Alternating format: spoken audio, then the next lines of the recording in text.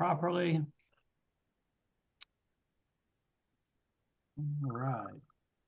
11 o'clock. Let's get started. Well, thank you guys very much. It's not easy to corral all of us. All of us got a million things to do. So I know this is not an easy ask. So for that, I don't take it lightly. And I would hope that after these sessions, you have concrete. Please don't forget to scan your feet or enter your phone number. I don't know what that is. That you have concrete takeaways to actually put money in your pocket, live a more balanced life. That's the goal here. So, again, what we'll be talking about are very specific strategies and processes that you can use today. So, with that being said, we're going to kind of get into it.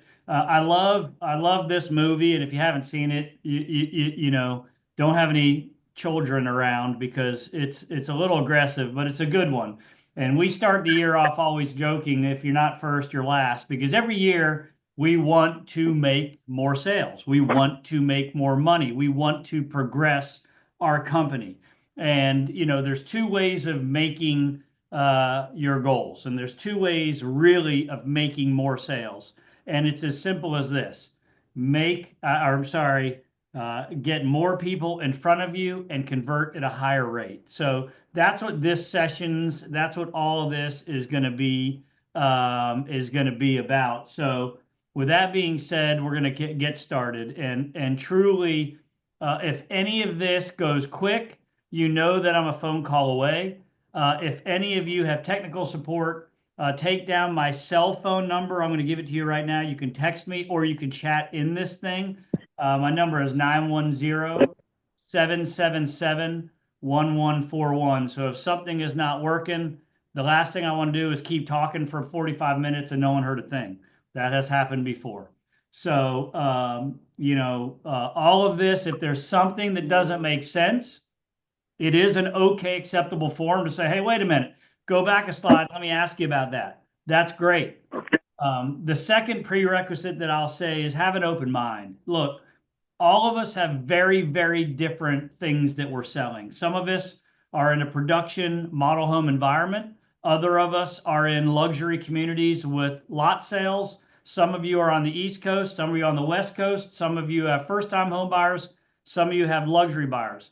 Everything we're going to talk about fits into all of those environments, but only if you have an open mind and only if you apply it to what's going on in your world. So we're going to sink into this thing and go from a place of setting the groundwork of what we're going to cover, and then sinking our teeth into it and kind of going that way. So I'll start out by a video I've shown. If you guys have been around me, some of you on this call have been around me many years, some a couple years, and some brand new. But I love this video because so many of us think that the universe is going to deliver our sales, meaning this year is going to be better because of the universe or because of interest rates. And so let's kind of watch this video to kind of shore in. Hopefully you can hear it and see it okay. Here, where people are doing it the old-fashioned way, they're just filling out bubbles here. I want to turn some of these people around and ask you guys, sir, can I ask you what your lucky numbers are? We'll pick 14, 24, 2, 7, and 15. Those are your lucky numbers. Can I tell you do you know your chances of winning? Slim to none. Slim to none, you're right. I tell you, it's 1 out of 292 million. What do you think about that? I knew it. You knew your numbers are lucky, though, am I right?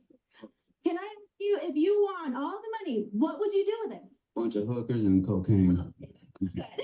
All right, sorry, I had to get the day started with that. Hopefully I didn't insult anybody, but too many people, I think, believe that their success or their raising of success is tied to the universe delivering, or tied to the builder, or tied to the economy, or tied to the news, or tied to, how about interest rates? That's one that's all in our face right now. And I want to start today by empowering you and encouraging you that I am absolutely seeing success nonstop because of people, because of you guys. So I know that we have a tough environment, but I'm here to encourage you that you have the ability to probably manipulate your builders, your developers, and your personal success even more than you knew that you had. And I'm going to show you how. I'm going to absolutely show you how. Okay. And so, with that, let's kind of get a little bit more civil advice from some experts. So, let's watch this video real quick. The key point there is you've got to enjoy what you do every day. And for me, that's working with very smart people. It's working on new problems. You know, every time we think, hey, we've had a little bit of success, we're pretty careful not to dwell on it too much because the bar gets raised. I would say to my team, well, it doesn't matter because every season somebody else was coming out. One talk show, two talk shows, three talk shows. There have been over 100 talk shows since we started. But every time I would feel like, all right, got to step up our game. Got to step up our game. Kills great businesses. If you look at, I do believe in looking at history, and I like to study failure actually. And my partner says all I want to know is where I'll die, so I'll never go there. And we want to see what has caused businesses to go bad. And the biggest thing that kills them is complacency. You want a restlessness, a feeling that that somebody's always after you, but you're going to stay ahead of them. You always want to be on the move. And when you've got a great business, like Coca-Cola, which is, there aren't any like Coca-Cola, but you really, the danger would always be that you rest on your laurels. But I see none of that, obviously, at Coca-Cola. But that is the key to compete the same way when you've got 1.8 billion servings being sold daily as when you were selling, 10 a day. And that restlessness, that belief that tomorrow is more exciting than today, you just have to have it permeate the organization. Okay, so let's kind of throw it out there. Just answer one, something, just kind of really quickly.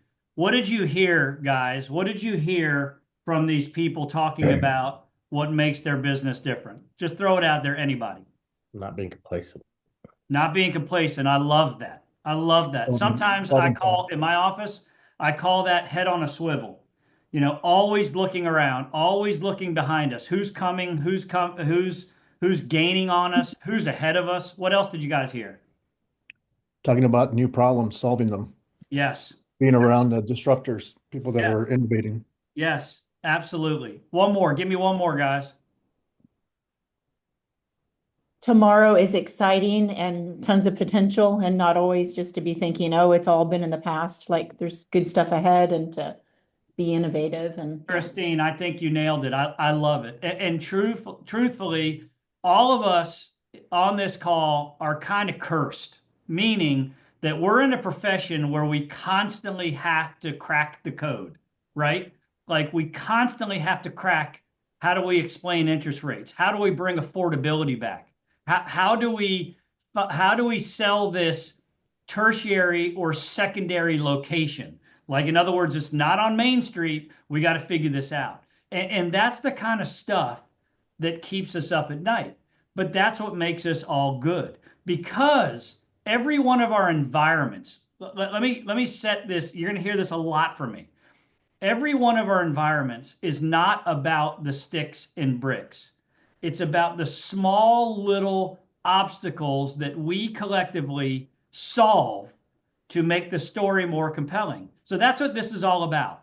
And we're going to go, the first probably a little bit is going to be a little bit philosophical. So you guys can understand from where we all came with these processes. The rest of it, and the majority of it, is going to be actual content that you can install. Now, I am not a script person. I have never been a script person. I'm looking at the names of the people on this call. There's some unbelievably unique characters. I'm one of them. All of you all have a character that has made you successful in business and who you are. I want to leverage that. Okay. So while we don't have scripts, we have processes that we want you to fit yourself and your personality and your words into. Okay. And I also want you to look at this entire 4-day process as spokes in a wheel. And I love that because it's so telling. Spokes in a wheel mean a bike's integrity is reliant on those spokes. Can you get away with that bike, riding that bike, by removing one spoke? Absolutely, no one will ever notice. 2 spokes even, maybe even 3 spokes. You're rocking and rolling, no one ever knows the difference. But when you get to that point, and it happens when you least expect it, where you've pulled too many spokes because you didn't have an accountability partner, or it really didn't make that much of a difference, or I made 3 sales, what's the difference? But when you quietly pull those spokes out, one day you're riding down the street, you're riding down that hill, and your bike falls apart. And that's where everything we talk about kind of has this multiplier effect of making sure the spokes or the foundational elements of what you did at the beginning of the presentation set the stage for the middle, which then set the stage for the last part, which then set the stage for you to ask them to purchase. So all of this is interlaced. And so that's kind of where we're going to go, okay? And so with that being said, I'm going to start right here and talk about this year. I have a very optimistic attitude anyway. But every year I have this absolute exuding optimism. Everyone around me can see it. And I have to have meat to that optimism. So where's my meat coming from? Number one, we're coming off a few years. We're still in it. Some historic tough conditions. We have historic low inventory on the ground. We have relatively high interest rates compared to what we're used to recently. We have the news media that's louder than ever with unwrestled world environments. Thank goodness the elections come and it's gone. But we have this kind of our wind in our face. But for me, when the chart shows this trough that we're in, what do I look forward to for the next 7-8 years? Epic conditions, guys. Epic conditions. Okay, I don't need the interest rates to change. It'd be nice, but people are sick and tired of waiting. They're sick and tired of settling, and they're ready to spend their money. They're ready to upgrade. They're ready to downsize. They're ready to move. They're ready for another bedroom or another basement. They've been put in a waiting room too long, and they're ready to get back into action. So we're about to get on a ride. I don't know if it's this quarter. Hell, I don't even know if it's this year. But if you're planning on being in the business, you're about to go for a ride. And I mean it, like historic ride in a good way. So everything we do today is positioning ourselves to take advantage of that ride. And oh, by the way, I've been around long enough where I've seen fortunes made on the downturn. You too can do that as well. I mean, look at our space that we're competing in. You have less realtors. You have less builders building inventory. You have you ever heard of the 80-20 rule, the Pareto principle, where 20% of a particular industry does 80% of the business? Guys, we're in a 99-1. Like truly the top 1%, 2%, 3% is doing all the business. And then I'm going to throw one more layer to you about the real estate industry as a whole. And I mean this with no disrespect. So everybody don't think I'm a mean person, but it's full of average participants. Now I can perform in an industry like that. It's full of part-timers. It's full of untrained people. Those are the people, guys, you're competing against. Put me in, coach. I can win that battle all day long. So before I go on, and to respect everybody's time, I wanted to introduce one person, Teddy. This is your cue. Teddy Zimmerman has been a part of a company called Penn National. They're up in Chambersburg, Pennsylvania. He started as a salesperson. He's now the sales manager and even the general manager. It's a family-owned company, 2 golf courses, a gorgeous community. It's been there many, many years, probably over 1,000 property owners. I want to turn it over to Teddy because Teddy is a unique perspective that started from the ground floor, didn't know any of this, and I want him to share with you what the last few years have been like using these procedures, using these strategies, and kind of setting his professional path with this as his foundation. Teddy, can I turn it over to you real quick? Absolutely. Thank you, John. I'm excited to be here and thank you all for your time. I'm looking forward to kind of sharing my story in working with John and Red Earth, both from kind of a business perspective and then my experience just kind of learning to sell with John as my guru. So, to start, I came back to help run our family business, Penn National, in 2014. Like many other communities, we were still struggling from 2008, and sales just really hadn't recovered. We were, from a business perspective, barely meeting, our loan covenants with the bank, and it was pretty dire times. So, I came back to the business and found myself in a role that I had never really imagined, which was sales. The problem for me, I had zero sales experience. My background was in corporate finance. I'd been, working in Excel spreadsheets, not conversations. And then to make matters worse, I consider myself a little bit of an introvert. So the feeling of like having to call a prospect on the phone was kind of like a nightmare to me. So for about 2 years, I, worked really hard in sales. I tried my best. But really at the end of the day, I just felt like I was giving tours, like I was a tour guide. People enjoyed the experience. They said great things about me, but then they didn't buy. So I sort of developed this disempowering belief that as a salesperson, I didn't really have any agency over whether or not a person bought or didn't buy. It was just kind of like, they were going to do it or not. And I was kind of there to sort of process the transaction. So I felt really, really powerless in that. And then in 2016, everything changed. My dad let me know that he was going to be hiring John Pinner in Red Earth. And he said to me, Ted, don't you want to learn sales from Michael Jordan? And he really was right. I know John would be embarrassed, but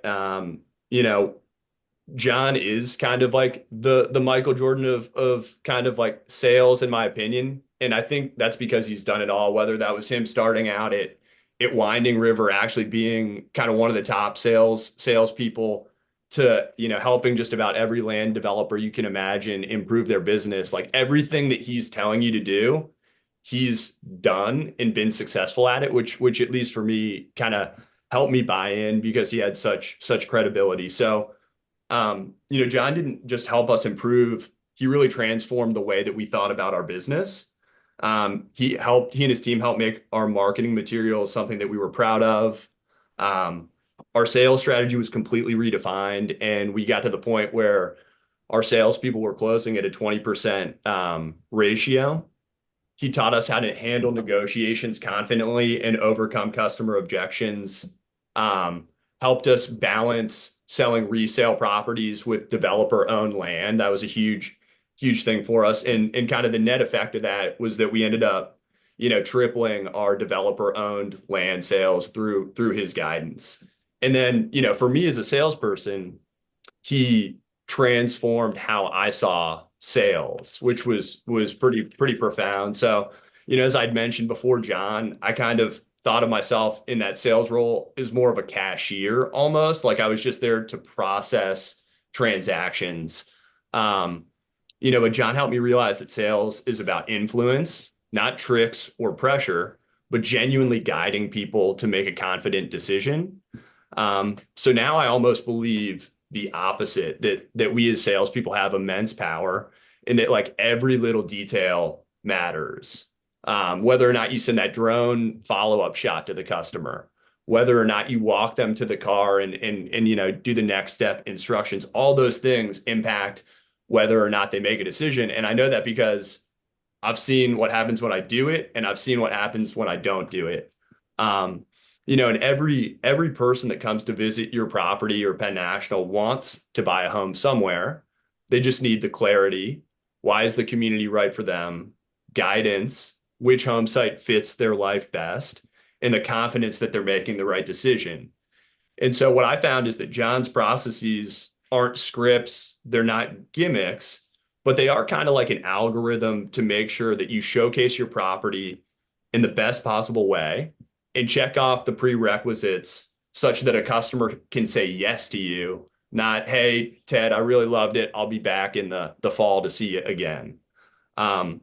So in working with John and kind of my advice was that he's just sort of there to help you be the best version of yourself in sales. So the more that I could kind of like suspend my judgment and buy into sort of like the things that John was saying, the more successful I became, and oftentimes I would be resistant to something that he would suggest. I don't know, maybe that was like call customers for referrals, or maybe it was do a, marketing kind of video call on a Saturday morning at the range, one of our neighborhoods. But what I found is that like often what he was just helping me do was get over things that might be, create short-term discomfort, but would kind of lead to my long-term success. So what's the impact been? We've been with John in Red Earth for about 9 years now, which is hard to believe, but our business went from literally barely surviving, and now obviously we care, but how many home site sales we sell a year is not, material for us. We're in a really strong place financially. So we became financially strong. And for the first time in years, became a business that was thriving, not just kind of struggling to make it. And then for me personally, learning from John was life-changing. I hope I don't sound like too much of a fanboy of John's, although I am, but I genuinely believe that his guidance made the difference between our business making it versus not. And so I'm immensely grateful for all that he and his team have done. So it's been really profound for us. I know that he can help you have similar levels of success, and you're all in a great spot and lucky to have the chance to be working with him. So well, I appreciate all that, Ted. I teared up a little bit. No, I'm just kidding. I'll send you your $100. But thank you. For real, I mean, Ted is understating the growth that his company has had, and the cool thing about this call right here, all the names on it, you're now part of a group where if Ted is having a tough month, he can reach out and talk to Danny. If Danny's having a tough month, Ted, I just heard you made 5 sales in May. What happened? Well, I just did this e-blast. I'm happy to share it with you.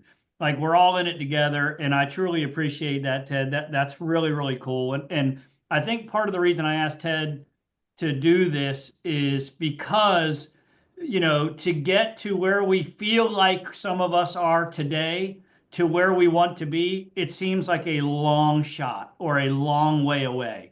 And I'm here to tell you, literally, together we can turn the key on this weekend. There are things that we can do to make immediate impact. And I look at Ted, and he's the perfect example of kind of what we've been through. So thank you, Ted, for those kind words. And we're going to jump through this real quick, guys. I'm going to try to burn through as much as I possibly can. No way I'm going to get to it all.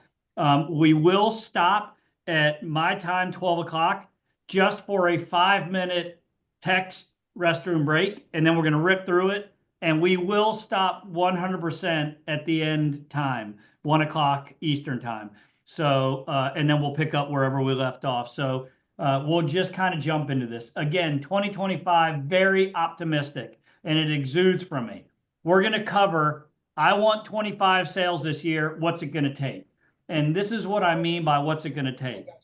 Whether we get to it at the end of this, I want to do a goal setting session with each of you, meaning you always start at the finish line. Many of our new home sites, 2 a month per agent is kind of the benchmark. So that's where 25 sales this year So what I want to do is start at the finish line, 25 sales, and maybe it's 10 sales, maybe it's 50 sales, whatever your organization is. And I want to work backwards. I want to create a business plan that is seasonally adjusted that says I need to generate this many leads this month, this many tours this month, and I will generate this many sales this month. And to do that, I'm going to commit to this many broker drop-offs. I'm going to commit to growing my nurture campaign in this way. So we will, at the end, create a business plan for you to follow on a monthly basis that will come back to and get you that 25 sales. That's what this is all about at the end of the rainbow, is empowering you on what to do and how to do it, and now also creating a specific plan for you to go. Because I do know this, data does not lie. If I have the ability to track what we have been doing, or at least take an assumption for the first year, then I already know what my closing percentage is. I already know how many phone calls I got to get one engagement, one tour. So I know all that data. So it's a very empowering thing. The last thing I don't want is the roller coaster ride of real estate sales.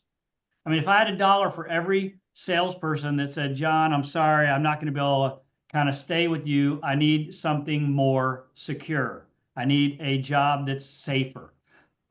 Well, and I understand that, because none of us, if you're looking at me right now with my hand, none of us want to live this way. Oh my gosh, I did great. Look at all these closings. Oh crap, I can't pay my bills. Oh my gosh, I did great. If we know our plan, then we should be able to provide for ourselves a plan to provide consistent income. Isn't that what we all want? We want consistent income. I don't want to get down at the bottom of that trough and be, oh my gosh, what do I need to do? I got to start making phone calls. I got to start doing broker. I want to have a check and balance system that reminds you of all the underpinning things. No matter if you are so busy writing deals, there's a price to pay because you have not tended to your foundational elements of the next sale downstream. So that's what this is about, providing a plan to get to 25 sales. We will cover the new home sales process from the moment you reach your hand out and say, hello, my name is John, to the moment you put your hand out and say, it was great meeting you. I can't wait for you to join us. Everything in between the showing and persuading process, whether you have a model home environment or a scattered home environment, this entire process we will go through. New home selling and showing strategy. So very specific. We'll probably lead with that, start even getting into that today, because that's the stuff I want you to put in your pocket immediately to make a difference. But the things you say and present in showing a home.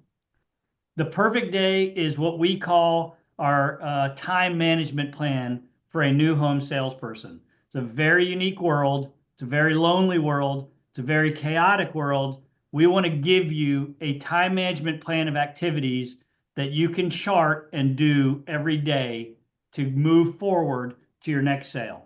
Okay? Here's my prerequisites that I ask you to consider. The first one is the most powerful one. Embrace that you are the difference maker. Okay?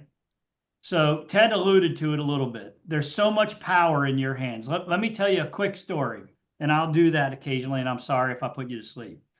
When I first started as a salesperson, I worked at a community called Winding River Plantation. Winding River was on the same road 2 miles away from a neighborhood called St. James Plantation. They were the enemy. They were the competition. I'm a Washington Redskin fan. They were the Dallas Cowboys. Okay? They were down the street. We basically had the same offering, same price. We went after the same customers. Our booths were next to each other in the trade shows. And effectively, you know, if somebody was coming to see our community, they were also seeing St. James. If somebody's seeing St. James, they're coming to see us. And so as a salesperson, I knew that I was competing against another sales team in another project down the street. And I would know after a 2-hour tour or a 3-hour tour, I would know if I was going to see these people back again to write a contract with one question. You want to know what my question was? I would finish the tour, How's it sound? You guys think you want to pick this up? What do y'all think? 90% of them said, oh, yeah, I mean, we love it, John. Everything's great. But before we decide, we kind of made a pact with each other. We're going to go see St. James down the road. Just make sure that we're comparing apples to apples. Great. I expected that. This next question, I knew if I was going to see you back to do a contract. The question was, great. I totally understand, Bob and Mary. It makes total sense. Can I ask you a question? Who are you meeting with over there? Now think about that for a minute. That property was huge. St. James had 5 golf courses. I mean, thousands of owners. I think at the time when I was competing against them, their sales team had about 10 sales members. The question of who are you going to meet over there dictated if you were going to do business with me, because this is what I was up against. There was one guy at St. James. His name was Jim. He was truly the GOAT. And if Bob and Mary said, you know what, Mary, who are we meeting with? Oh, his name's Jim Mataska. Under my breath, I said, damn, because I knew. But if they said, oh, we're meeting with Billy, oh, we're meeting with Susie, I said under my breath, I got you, because I beat all them. But that one dude over there, he did things differently. Everybody has people like this in your life. There's that one person that is above everyone else. Jim was that way. So he slapped me in my face that it wasn't about the product. It wasn't about the builder. It wasn't about the prices or the incentives. It was about the person. And that should make you so freaking excited. Now, look, there are products, there are homes, there are environments that it doesn't matter who you are or what you are. It's a tough sell. I get that. But if you have elected to give this builder your energy and your time, or give this developer, or give this sales environment your energy, then you've checked that off the list. Now it's up to you. I'm here to tell you, you personally will be the difference if that builder or developer makes it. And I see it time and time and time again. So I want to empower you and excite you with that. Let's keep going. If you are lucky enough to have an office or a model home, I want you, this should say, this says consider. It should say commit to. It should say get a tattoo on your arm, commit to. I want you to look at your model home as a retail storefront. Not as of a place you're doing uptime, not as a place that you've got to do hours. I want you to look at it as a storefront. What's the approach like? Are there weeds? How does it smell? Are the lights on? I want you to think about it like a storefront. Does the Verizon store open late? Does the Apple store close early? No. They run it tight. And so your competition does not run their model homes tight. A few do, most don't. So if you are lucky enough to have a place to have your focal point, it could be a trailer, it could be a model home, it could be an off-site office, I don't care. I want you to look at it and commit to it being a storefront or a retail front. Too many times, the general public or buyer agents that we work with have no idea when you're going to be there. I know when Verizon's open. Why don't we know when these are open? Because they don't pay them hardly. Go ahead. Oh, I want you to look at that and I want you to think through that, okay? Next, I want you to look at your inventory, whether it's a spec home, a lot. I want you to consider it a movie set. And you're the director, okay? You're a salesperson, you're not a builder. You're a salesperson, you're not a superintendent. You're a salesperson, you're not an exterminator. You're a salesperson, you're not a landscaper. But do you benefit when things are tight? Do you also participate when things are loose? So I want you to look at anything you're selling as if you're the owner and you are the director or the producer of a movie. Is it mowed? Is it clean? Is it power washed? I don't know about you. I believe in first impressions. First impressions in life, first impressions relationships. You don't think people are judging you about how your offerings look? So this is something that we have checklists for, and I'll run you through that to make sure that we have everyone around us, we hold them accountable, okay? I want to live by chasing and monitoring leads, tours, and sales. In the new home world, tours is not a word. Showings would be replaced by that. So we could say leads, showings, and sales. Believe it or not, generating leads is easy. Generating showings is the hard part. And if we focus and live our life by chasing tours or showings, I promise you, sales will take care of themselves. So this mindset of, wait, I didn't show anybody any property yesterday. Well, wait a minute. I didn't show any property for 2 days in a row. I got to fix that. If we live with that first, the rest will take care of itself, I promise you. And that's the least talked about part of our industry, is where is my next showing come from? Too many times we talk about what's wrong with the product. We talk about, why aren't you closing at a higher rate? We need to start talking about, how do I get more people in front of me? How do I get more people to answer the phone? How do I get more people to write me back in an email? That's what this is about. And that's what we got to commit to living our lives on. Becoming Norm from Cheers. Most of you guys are probably too young to even remember what Cheers or know what Cheers is, the show. Cheers was about a bar up in Boston where the same characters came and sat and told jokes and had a funny life, I guess. Well, there was this one guy, his name was Norm. And when he walked in, the whole bar yelled, Norm! And that's that guy. Everybody knows his name. If you're in sales, if you're in new home sales, everybody in town needs to know your name, or at least the high impact people.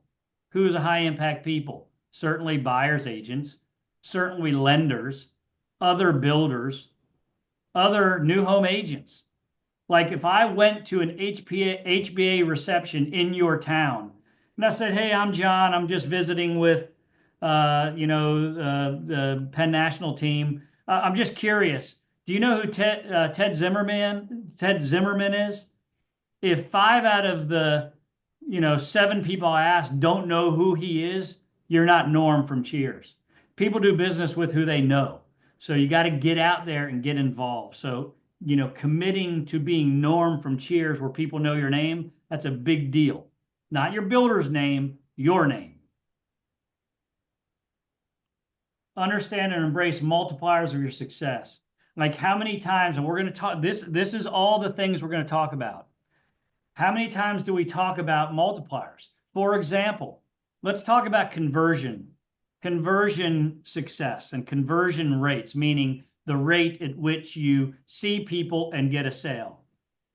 Would you say a walk-in with the car running and the wife left in the car and the husband coming in to say, I just want a price sheet, closes at a higher or lower rate than a property owner referral, meaning someone that said yes to you, someone that knows your name, someone that maybe even likes or loves you because of the business you did with them, they referred their friends to be neighbors. Do you think that person would close at a higher rate than a cold walk-in? That's an obvious example of multipliers. So why not put our energy into high gain returns? Okay. I also call it low-hanging fruit. When I look at prospecting or I look at broker drop-offs, it can be intimidating. John, we have 75 different brokerage agencies in our town. How do we canvas that? How about this?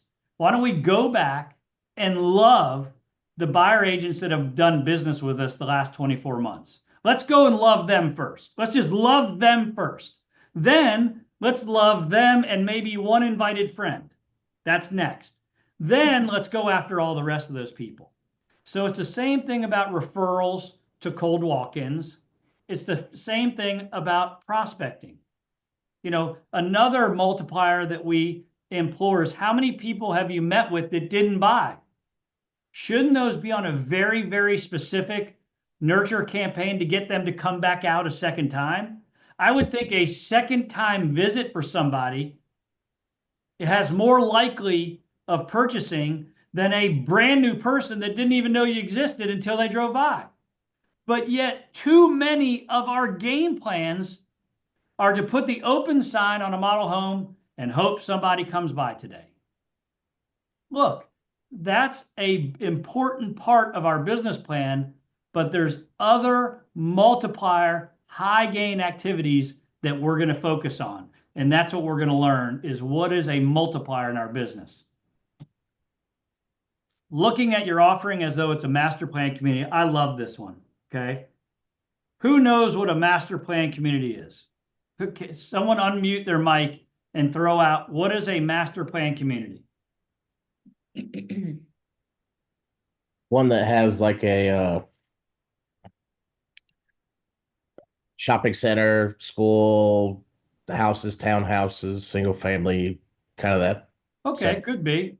All right. So basically what you're saying is a master plan community is something that's been pre-planned and programmed that has residential baked in it. So it might have an entrance. It might have community areas and parks. Heck, it might have a clubhouse and golf courses. A master plan community is almost like you go inside these demarcation lines. Sometimes it's a gated neighborhood. Sometimes it's not, but it has HOA. It has a park. It has sidewalks. It has all these elements. Too many times, production builders, especially scattered lot builders, or just builders in general, forget to complement their offering with all that you have around you.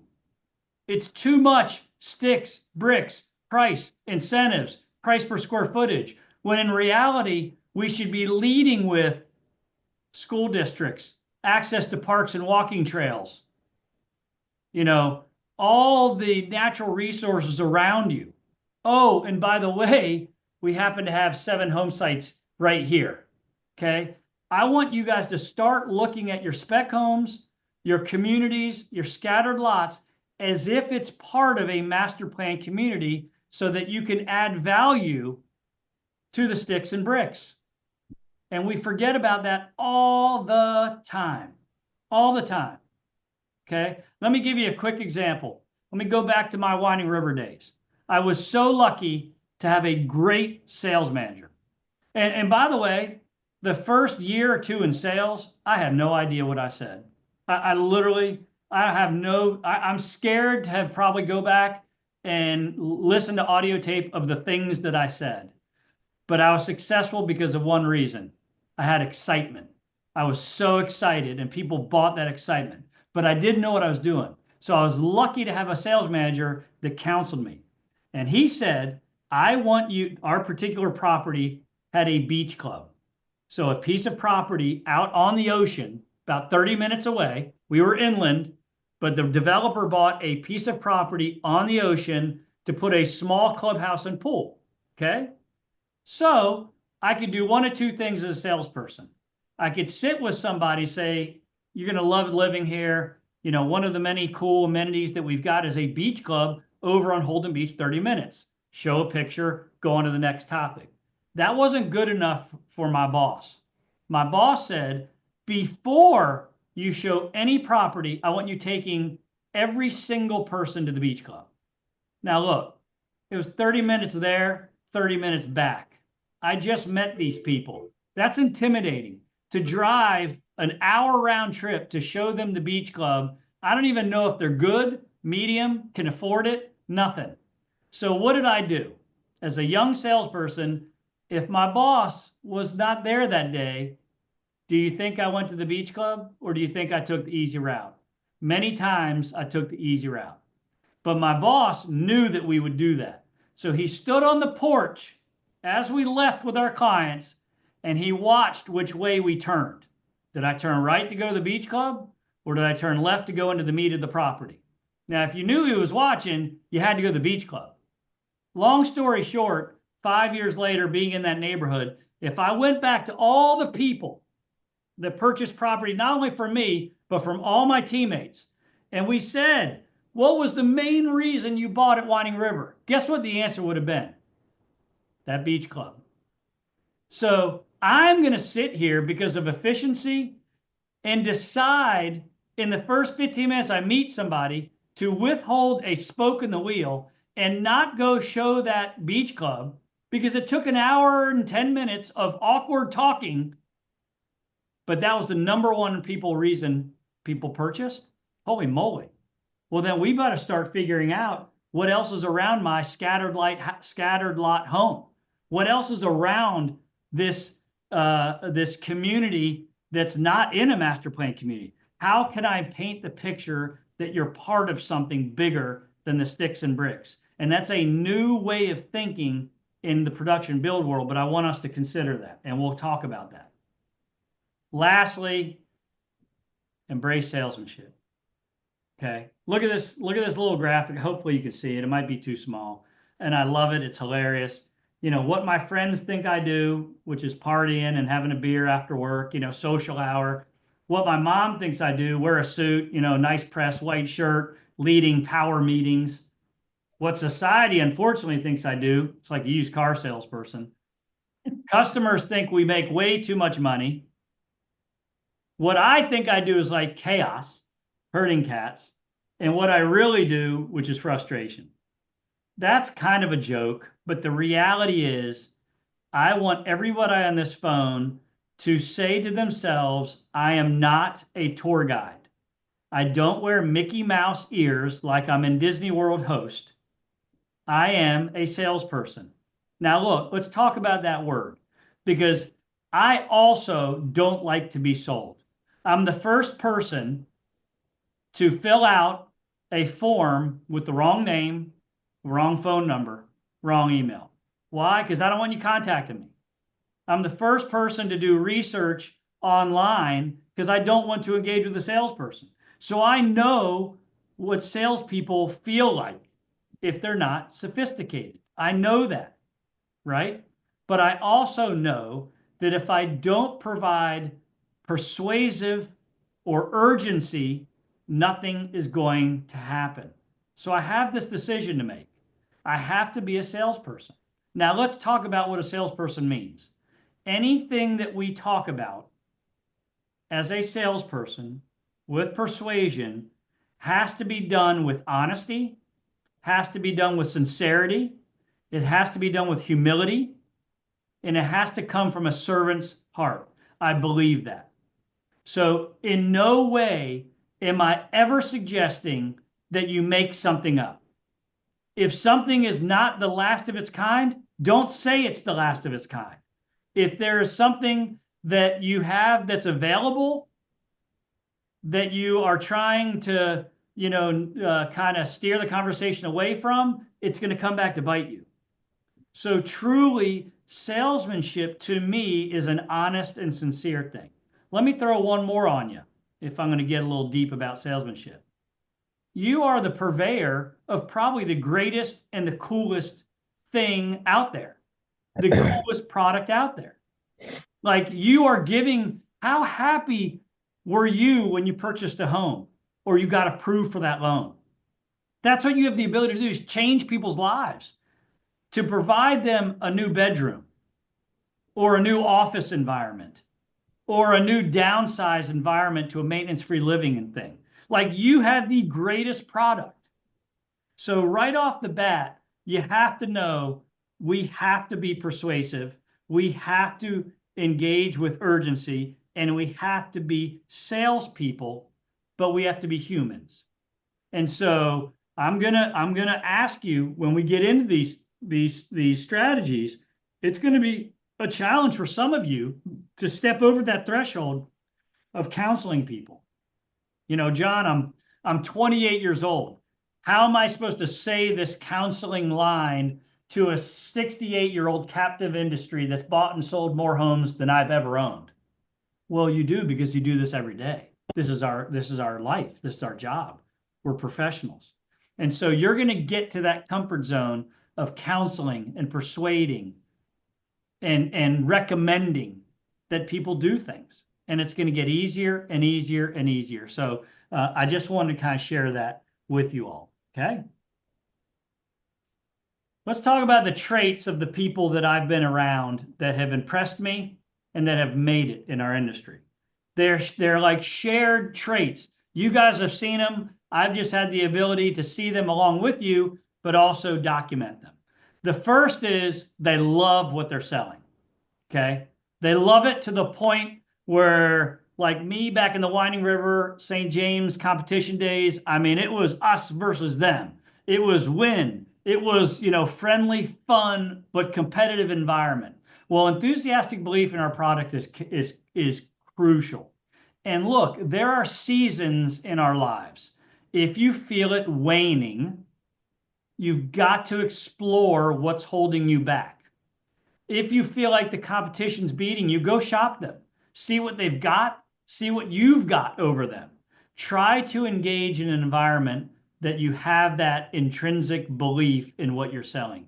If it leaves you, you could be the greatest salesperson in the world. It's not going to work. And so truly be where you're proud of being, because that's the only way for this to work. Okay. And so somehow find a way to remind you of where you are as a good spot. Okay. Don't trick yourself. Don't lie to yourself. If you come to the conclusion that it's not for you, it's a better move to switch or to get out than to try to pretend yourself. Okay. That's the one thing that I've recognized. Complete knowledge of the product beyond what I can find on the MLS.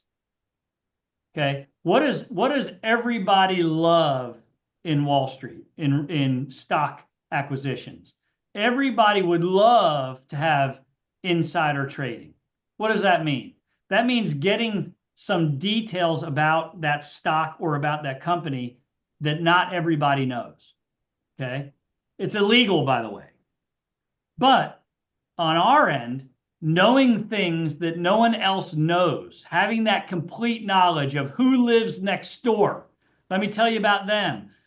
Did you know that if you cut through this home site, there's a trail that takes you to the park? No one ever would have known that, but I walked it and I found this little trail. Those are the things that people buy. So the people that have success have an absolute PhD level, complete knowledge of the product that they're asking beyond what you can read on the MLS. Should go without saying, treat their customers, coworkers, and industry associate like friends. That's an obvious one. You won't believe how much is violated. I can smell instantly in an email if it's been written by AI. I mean, can't you guys? Can't you smell it? I mean, sometimes it's close, sometimes it's a joke, but I can smell it. It's not personal. It's not from the desk of, and that's not treating me like a human. So we have to be aware of that. Okay. How about this? Didn't I already tell you one of the things that is low-hanging fruit that provides the greatest rate of conversion is referrals? So if I wag my hand at you and say, Bob, I want you to go after referrals, but you have not serviced your owners over the months and years, but yet you ask them for their friends and their families to send information to, they're just going to laugh at you. So if you were my family member that bought in this neighborhood, I would probably be feeding you updates, photos, maybe closing reports. I'd be feeding you value. I'd be saying thanks for doing business with you every month, every year, so that when I do ask you to share your friends and family members with me, we have a relationship. So treating your customers, coworkers, industry associates like friends is very important. Possessing strong sales skills, we talked about. Strong work ethic, I mean, it goes without saying. Creative in their storytelling. I love this one. I talk about vision selling all the time. Vision selling is selling something that's not there. We talk about all the time, to get a sale, you have to provide financial logic and emotional logic. Well, emotional logic has a lot to do with creative storytelling. We talk about there's 100 ways to say the same thing. Like if I have an empty home site or a spec home going up that's in framing. I can just send you a picture and assume you know what I'm looking at, or I can send you a picture and paint the story of what your life is going to be like there. I can get a rendering. I can get a drone. I can do a walkthrough with an iPhone. There's 100 ways to say the same thing. So being creative in your storytelling is critical. Can articulate vision selling. We just talked about that. Considering their process is non-negotiable. In other words, if I ask you, and this is a great litmus test, and I'm not calling out anybody, but if I go into an organization and I say, Bob, real quick, tell me a little bit how your sales process goes. Just kind of fill me in. If the answer is, well, it depends, that ain't right. Think about that. Well, if it depends if they have time, that ain't right. Well, if it depends if both the husband and the wife are with me, or just if it's a one person, if that ain't right. Well, it depends on, if it's raining outside, that ain't right. Let me tell you something. If you worked for Merck or Johnson & Johnson and you're a pharmaceutical sales rep, do they give you the luxury of deciding how your sales presentation is going to go? They don't. Now, look, I'm not suggesting that we should have a restrictive oversight environment where we're looking at you and we're watching you and you better. I'm merely suggesting your process has to be believed that it's a non-negotiable, even if it's uncomfortable.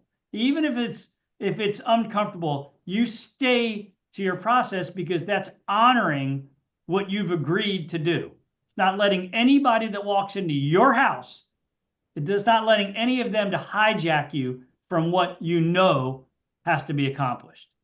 So we don't want to do that. We don't ever want to answer, well, it depends. Okay, we want our process to be non-negotiable. All right, I'm going to end with this. We're going to take a 5-minute break real quick. My first life, I was a pilot. So right out of college, that's all I wanted to do, and I got my commercial pilot's license. By the way, that's not me. That's just some clip art guy. It was a photo that they put in there. But I became a pilot, and it was a really, really cool environment. I started flying for DHL, and as a pilot, as a commercial pilot, we had a checklist, right? And our checklist was there for startup. We had a startup checklist. We had a taxi checklist. We had a takeoff checklist. We had a climb checklist. All that was there. Look, we're trained professionals, but it was there so we didn't forget a spoke. And many times, like I said, a spoke is not a big deal on the sales floor. When you're flying 400 knots, pulling a spoke out is not a good idea. So I followed this, quote, checklist mentality by the law. Because what was I afraid of? I was afraid of not completing my mission. Look at this. Every year, commercial pilots get to their destination safely, on time, everything perfect, but they forget what? To put their landing gear down. I mean, you're a passenger, like you guys are not pilots, but don't you know you better put you got to have your wheels down to land? 60 pilots a year because of complacency and going from memory and not holding themselves accountable and not having a checklist, land gear up. So avoidable. So everything we talk about is making sure that we don't fly an entire mission, do everything well, but get to the landing and forget to put our landing gear down. That's what this is about. Okay? That's what this is about. So with that being said, we are going to dig in to the sales process and where we're going. I'm going to take a 5-minute break. So for me, it's 12 o'clock Eastern time. At 12:05, I will start flapping my gums and talking, and we will finish 55 minutes later. So text break, email break, restroom break, 5 minutes, get going again.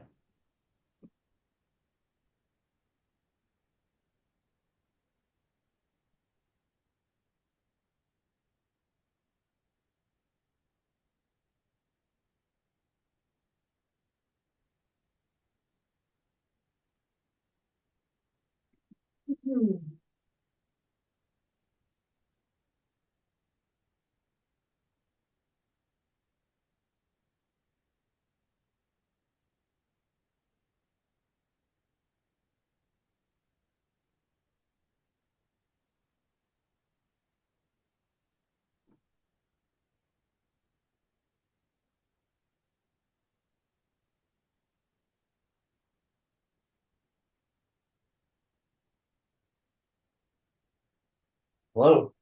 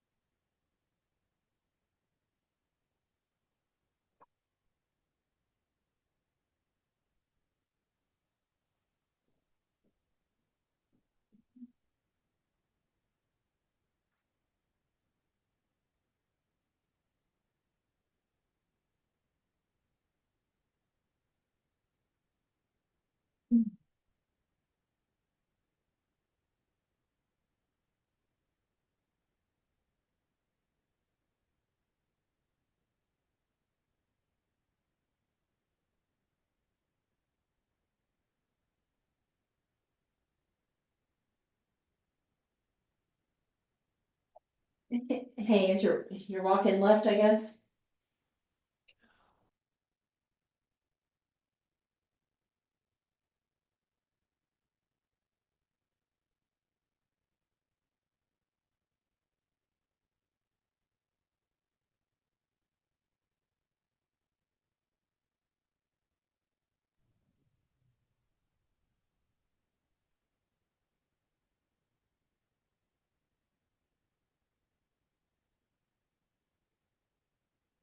All right, we'll get going, everybody. I'm back. So I got to brag about one of our sales team members. Samantha, I'm going to brag about you, Samantha Phillips. She is in Huntsville, Alabama, and working with Maplewood Homes. So when we do a deal, when we get a contract, we ask the team member to provide a buyer story. We actually ask for that for even just a showing. We have kind of a feedback form that goes directly to the builders. So we want to get that installed for all you guys. But I want to read you this one that she just did, her last sale, because I thought this kind of ties into what we talked about. This is what she wrote. From Kansas City to Briarfield, Michelle's family of 7 needed a fresh start. After a 2022 setback, they were in Alabama cramped and renting. Then came Maplewood Homes. Samantha's warmth made house hunting feel like catching up with a friend. Builder Jeff listened intently, valuing Michelle's feedback. But the kitchen, that's where the magic happened. Cooking is Michelle's love language. She pours her heart into every dish. The open conifer kitchen, especially after Jeff agreed to add a peninsula, was perfect. Now imagine Michelle, a culinary artist, creating soul food masterpieces, launching her own catering business right from her dream kitchen. With breathtaking views of rolling fields and mountains, their Briarfield home is more than just a house. It's a haven where this family can thrive. I mean, are you kidding me? Like, drop the mic. And if that is not the most meaningful profession that you can get, that is awesome. So, Samantha, congratulations. Jeff, I don't know if he's on the phone. Congratulations. But I mean, that's what this is all about. And, you know, that summary had nothing to do with sticks and bricks and interest rates and buy downs and anything. I mean, Samantha made a dream come true. The other thing that I heard was vision selling in there. She put this girl, Michelle, in that kitchen. And that's what this is about. That's strong. So congratulations. Thank you, guys. I just wanted to share that with you and embarrass you, Samantha. Thank you so much, John. That is awesome. And Samantha, real quick, just tell the team, how long have you been selling new construction with us? Since September. Since September. How many total sales have you made since September? So we just closed on number 6, but I believe we're at 8 or 9 now. Since September. Mm-hmm. Congratulations. I love it. Thank you. You know, Samantha exudes a couple things. Number one, treat her customers like family and friends. You could see that with that writing, but also enthusiastic belief in what she's representing, and it shows. So awesome. Congratulations. All right, we're going to get back on script because there's a million things to do. So this box right here is something that I do when I speak in front of a group or I speak in front of a ULI conference. I have little boxes wrapped and I put them under the attendee's chair. And what that box means, we open it up, everybody opens up their little box, and in it there's a card. And in that card it says 3 sales, or it says 5 sales, or 12 sales, or 1 sale. And what that box represents is just by you being on this call, you have a gift under your seat. If you're part of an organization that's on this call, you are not a lone wolf. You're part of something that has a brand. You're part of something that has marketing going on. You're part of something that has spec homes going on your behalf. So if you just showed up and if you just were a quote employee, you will get the universe to deliver 1 sale, 3 sales, 4 sales, 5 sales, whether you do this process or not. The problem with this box and this gift and this thing that we've got is that is nowhere close to what you need or the builder needs to survive. It's good. It's great. The fact you're wearing this t-shirt or this logo wear or this name tag of this builder gives you this box of sales. That's a good thing, but it's not even close to what you want to make. So going back to our 24 number, that there was no card in a box that remotely came close to quote 24. So what I'm trying to say is you make up the difference. That card in that box might be 4 or 5. You make up to that 20. You will do better than your teammate, than your competitors, than anyone that sat in that seat before you because of this and because of your plan. Now, your builder has to contribute to this goal, and you need to hold the people around you accountable. You need to hold the builder accountable. You need to hold the marketing company accountable. But you also need to be invested equally with them. So now what do I contribute? That's where we come in. The first is defining your role. And truly, the new home sales agent, the model home agent, the new home specialist, whatever you want to call it, it's like being Superman, okay? This is what I liken. I love this chart. On the left is a GE corporate organizational chart. On the right is the Apple company corporate chart. you can see that everybody has a specialty. Everybody has a VP. Then there's an SVP, probably a corporate VP. So there's all these layers of these departments. Our problem is this is what we've got. Like it's almost like you're as close to an astronaut on the earth as you can be. Many of our model homes or our sites, it's kind of like they build it, they throw you in there, and you're like on a remote outpost. And you're like the tumbleweeds blow, you don't see anybody, you don't know what anybody's going on, and you've got to embrace that role. You got to embrace that role of not being only the salesperson, but running that site, owning that site, picking weeds, looking for opportunity, shopping your competition. Like, in other words, no one is going to do that for you. And it's a little bit of a humbling scenario. It's scary. Certainly there's opportunities to leverage people to do a lot of those things, but you are a department, you are a company, and I want you to consider yourself a business owner. And when people first hear this, they consider themselves a business owner like this. Like, I've got a shop, I'm a one person, how much can I change the world? But I want you to act like you're the size of the company you aspire to be. It's always worked for me. Okay? And so what does that mean? That means holding yourself accountable, defining what makes you unique and posting it. Set and adhere to standards that are operationally high. Be fanatical about the data. I mean, let me give you a simple example about the data. Like, how many of us track our showings? To the point where we track where they came from, source. They track what day they came in. We track what day they don't come in, what time they came in. Like, in other words, if I am asked to do my schedule, hey, John, we got to split the office up. We want to keep it open 7 days a week. Which 5 days are you want to commit to? And then we'll put another person in there the other 2 days. Do I just say, I don't know, Sunday, let me take off Sunday and Monday and I'll work Tuesday through Saturday? Or do you say, hold on a minute. Do you go back to your book and you say, dang, I never knew Thursday was that busy. Okay, and Monday, nothing happens. I can see that. All right, I'm going to take off Monday and I'm going to take off Wednesday. Weirdly, Wednesday has no action. I'm going to take Monday and Wednesday off. I'm going to work the other days. Like, that's being fanatical about the data. That is a simple example of being fanatical about the data.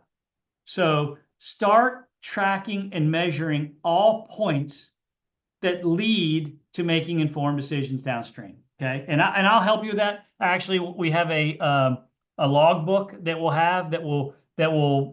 call out a lot of that data for you. Okay.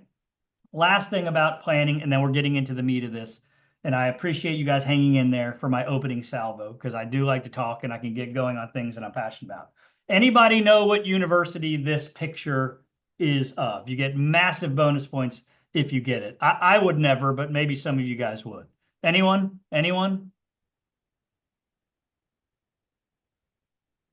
You're on mute, Eric. Either Yale or Dartmouth. Oh my gosh. Christine, you've sat through this before, I think. No, I have not. Good job. She's right. That's Yale. Great job, Christine. And it's the tower. Yeah, that's Yale. So the reason I have Yale up, who has heard about the Yale study? Okay. In Yale, back in 1953, for 20 years, they asked the graduating student population if they had written goals for the future of their life. Okay. 3% said, yes, I do. 97 did not. 20 years later, they went back and studied this thing. Now, look, this is a famous study. It seems crazy, but look, I'm going to buy into it. Why not? Not like the 3% that wrote down their goals had accumulated more wealth than the other 97%. They did it again in 79 to 89. Same kind of results. All I'm saying is 2025 is about doing something different. So I really want you to have journal time. I really want you to write things down. I really want you to have an accountability partner in your life, because that's the way you're going to maximize your time in this profession. That's the way you're going to maximize it. Okay. Psychological professor, Dominican University, California, did a study in goal setting. 42% are more likely to achieve your goals just by writing them down. I don't need anything fancy. I don't need anything cool. Just write them down. Here's something a lot of organizations do. Write your goals down. I have a template. I can send it to you. All you have to do is fill in the answers. Some are professional, some are personal, some are health, some are business. Write those goals down. You don't have to share them with anybody you don't want to. Put them in an envelope, seal the envelope, write your name on it. In our office, we do that and we put it behind glass, a framed glass in the hallway. Every time I walk down the hallway to go get a drink of water, go to the bathroom, in that framed glass, there's an envelope with a handwritten name that says John on it. And I know what's in there. It's the things I committed to do myself. And guess what we do at the end of the year? We break that glass open and we hand the envelopes back. And how about the people that made their goals? What do they act like? Oh, look at mine. Look what I wrote. Look what I wrote. I wrote that down. I did this. What do the people that didn't accomplish their goals do? Kind of fold the paper up. So accountability is very important in fitness, in relationships, and in business. So let's write our plan down. Doesn't mean it's in concrete. Can always adjust it. But let's write down what we want to accomplish. A great example is this. Every Monday, I start my week off by saying, what is my message of the moment? And it focuses me to have laser beam accuracy, not spotlight general talk, but laser beam accuracy about solving something. So same with you. Write down what's your message of the moment this week. I'm going to focus on it. It could be, I want to meet that one buyer agent that's done 8 sales in the last 6 months. This week, I'm going to get coffee with her. That's your message of the moment. Or every conversation I do in prospecting emails, inbound phone calls, my message of the moment is this one home site that's on the corner. I'm going to focus on that. So focus will get results. And so I just want you to get into the writing down. All right, let's get into the meat of it. We're going to switch up and I'm going to jump right in to home selling strategies. Okay. And we're going to go kind of out of order in our process. Oh, I definitely got ahead of myself. All right. I want to cover this before we get into home selling strategies. So this is how we believe people come into your existence to buy. We believe that people are curious first about, could I buy a house? Or we need another bedroom, or I'm sick and tired of the maintenance on this whole home. I'd love something with no maintenance. They have that initial curiosity about doing something. Maybe not with you yet, but with doing something in our field of business. If we provide something that catches their attention, we turn that into what? Interest. Now, too many organizations catch interest but don't grab engagement. That's the hard part. How do I get somebody that's casually interested in this digital age of hiding behind a curtain and never engaging with somebody? How do I get them to engage? That's the hard part. But if I can get you to engage with me, I can create an experience. And if I can create experience, I'm damn sure going to create some emotion, which is going to cause execution. So on my side, on the left side, this is what we do as a marketing and sales organization. Branding and awareness just raises our hand and says, hey, we're out here. Hey, we're out here. A billboard at 70 miles an hour. It doesn't get you to come visit, but it just says, hey, we're out here. It's important. Lead generation. It gets people to give us contact information for something in return. Very important. The hard part, like engagement on the other side, is to get those leads to visit. Then once they visit, we got to provide you guys, salespeople, with support material that can empower you to convert. Okay, so that's our philosophy These are all the things we do. We don't have to get into it. So here's what our company's plan is. The top bubble is the perfect day. So that is the time management plan we'll do probably next week of what your daily life is like as a new home sales agent. It is the inescapable elements that you cannot neglect to make a sale.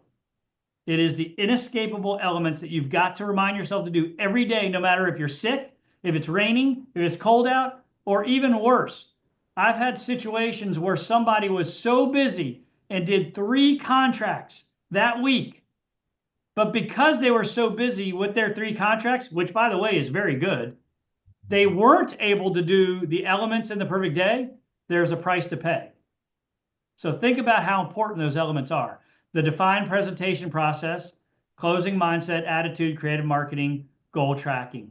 Those are the chapters, if you will, of what our operational plan will include. Okay? I don't want to start this yet. So our process, who knows what the butterfly effect is? Does anybody know what the butterfly effect is? It's an old Chi saying, not that I'm into Chi or anything like that, but I do believe in the butterfly effect. Who knows what that is? Anyone?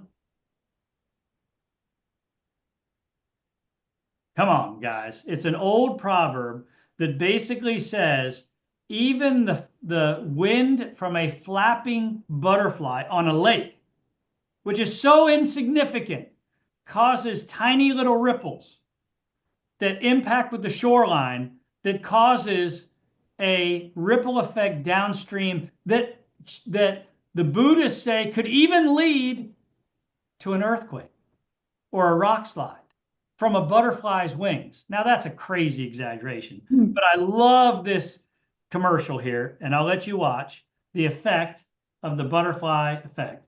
This is a Allstate commercial, so there's some humor in it. Just go with it. A butterfly lands on the mirror of this car. Oh, wait a minute.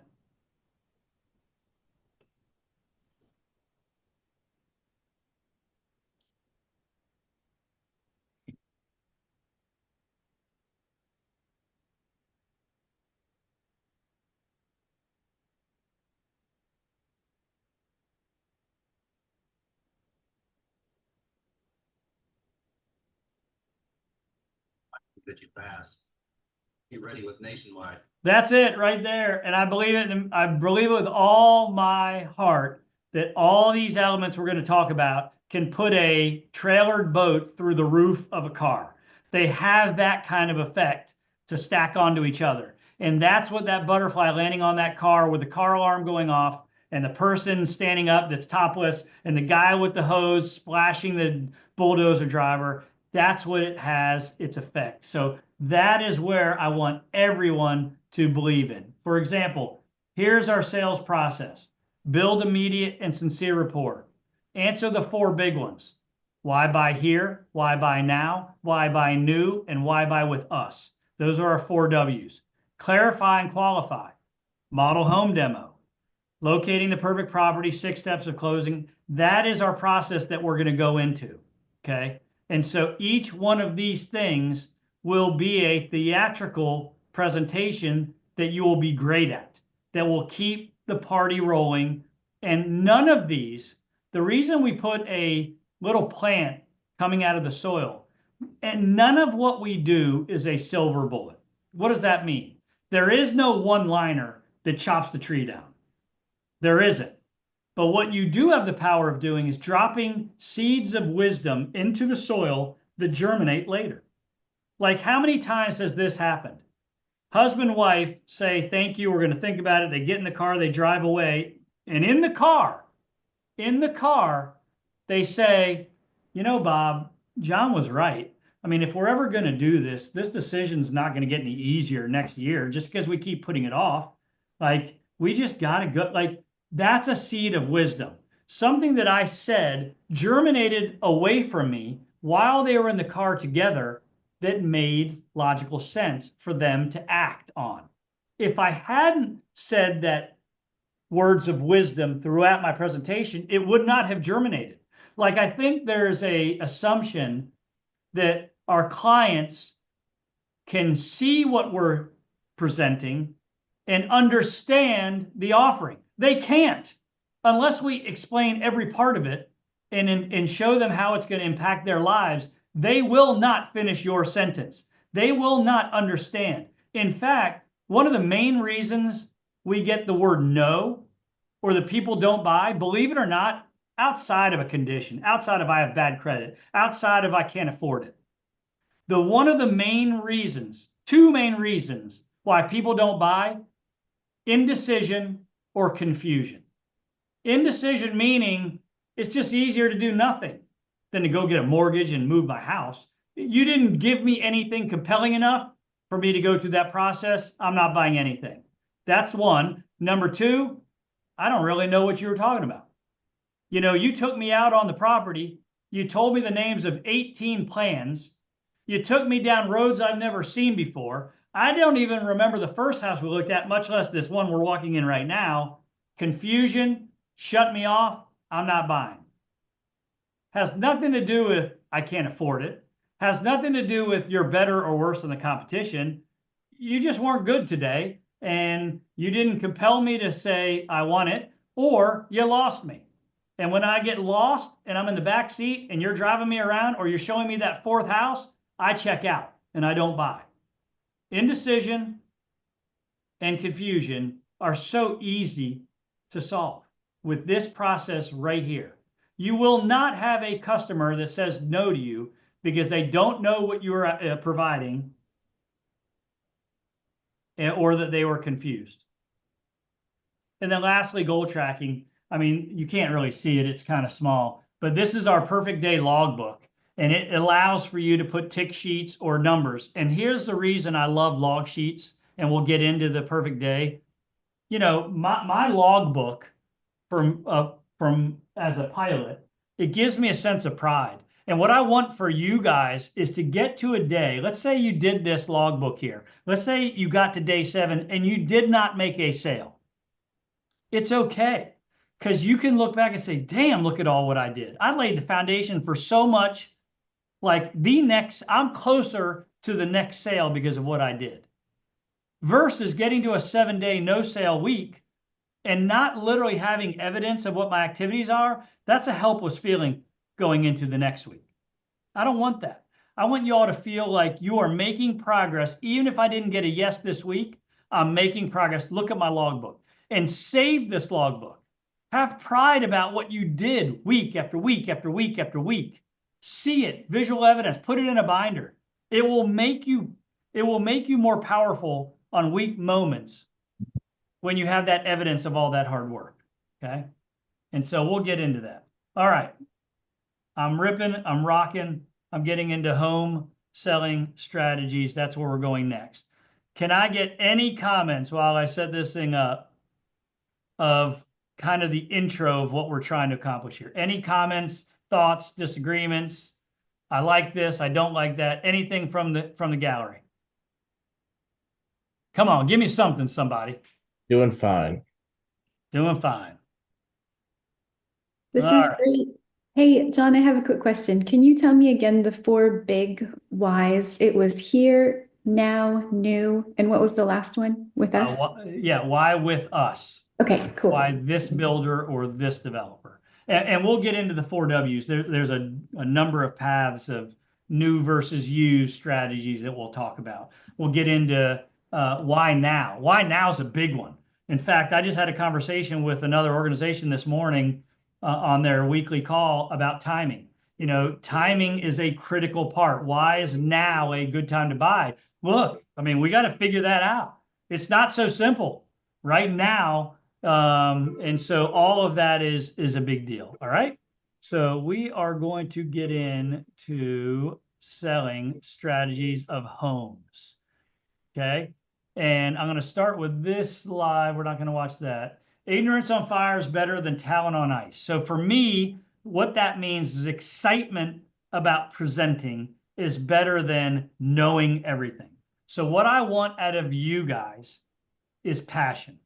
So in all of this, the first order of business is finding some passion in storytelling and passion in your words and passions in your countenance. Okay. And I want you to become very good at selling new construction. So I'm going to take a weird detour on the way through home selling strategies. It's going to trip you guys out. Many of you, this is going to kind of steer you in a weird way, but I believe it in my soul. If we want to build urgency with our customers and we have a portfolio of homes or a planned series of homes, what is the only thing that we have, the only element of our homes that is truly a one of a kind? What is it? Someone take a guess. In other words, I've got a plan series, I've got an elm, I've got a Whitaker plan, I've got a Magnolia plan. That's great. They're repeatable. What's the one element of these offerings that I have that is truly a one of a kind? The location or the lot. Who said it? Someone said it. The lot. Sales agent.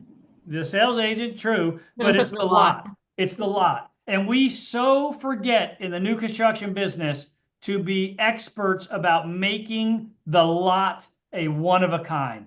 And it truly is the easiest way to set the stage for selling a home. It truly is the easiest way to set something that is an expiring one of a kind presentation solution. For example, how many times have you heard somebody say after a tour, or you've said after a tour, man, these people are good. They're going to buy something. Oh, really? I'm a sales manager. Tell me what they're looking at. Well, they love number 12 and they love number 5. Oh gosh, we're screwed. Because when someone leaves loving 2 things, they rarely come back. So what I want us to do, and one way to do it, is to whittle them down to one, what we call perfect property. And the easiest way to whittle them down to one perfect property is to be great at selling the land that the home sits on and making it the most unique variable of everything that you have to offer. Okay. And so I want to go through and show you the best ways to make something very, very unique. Now, first of all, we have some tools. We have a site plan. We have maps. If you're on scattered lots, we have maps, we have site plans. What else do we have? We have plat maps. So we have some tools to be able to present the differences in what we're looking at. Now, the main criteria that sets pricing or differences in a home site is what? I want us to flow through a couple things. What makes home sites different from one another? What makes home sites different in price or a lot premium, if that's the way your builder refers to them? Just start, give me a couple examples. Proximity to amenities. Access to amenities, is that what you said?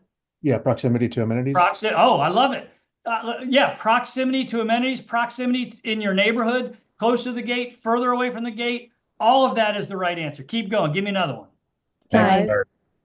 Private backyard. So let's go on size. Size is another good one, right? I don't care if this one's a half acre, that one's an acre. Okay, that's a difference. I don't care if this one is 55 feet wide and that one is 58 feet wide. That's a difference. And we're going to make sure that we spot those differences. Wouldn't you rather have the 58 if it's the same price as the 55, as an example? Our job is to build urgency to want. Give me another one. Keep going. Private backyard. Private backyard. Oh, thank you. All right. Probably the biggest variable in pricing is view. Okay. So let's talk about view. We live in the back of our homes, don't we? That's where all the glass is. That's where the entertaining is. That's where the views are. That's what we reference in we live on a golf course. So we always reference a site towards the rear. So that's the first thing I want you guys to remember. And so view is a big deal. Privacy is part of that view. So it could be a privacy home site backing up to a natural area. Big deal. It could be we call a neighborhood home site, backing up to another home. We don't call it interior. We call that a neighborhood setting. So like if you're looking at the map, lot 10 backs up to 9, there's an affordability ease because of that, but that is a neighborhood home site. Over here, lot 45 at the top, that would be a lake property. So there's a lot of ways that the view kind of has a varying effect of what that value of the home site is. Give me another one. Give me some more.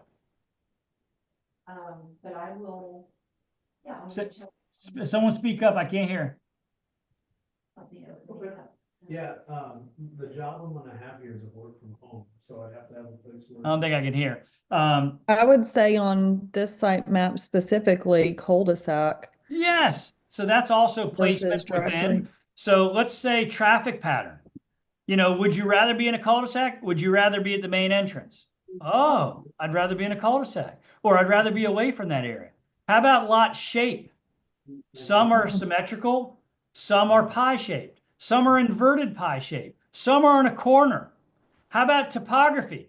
This one's perfect for a basement. This one, you can't have it. This one goes down from the road. This one goes up from the road. This one slants. Therefore, it's going to take a greater foundation cost.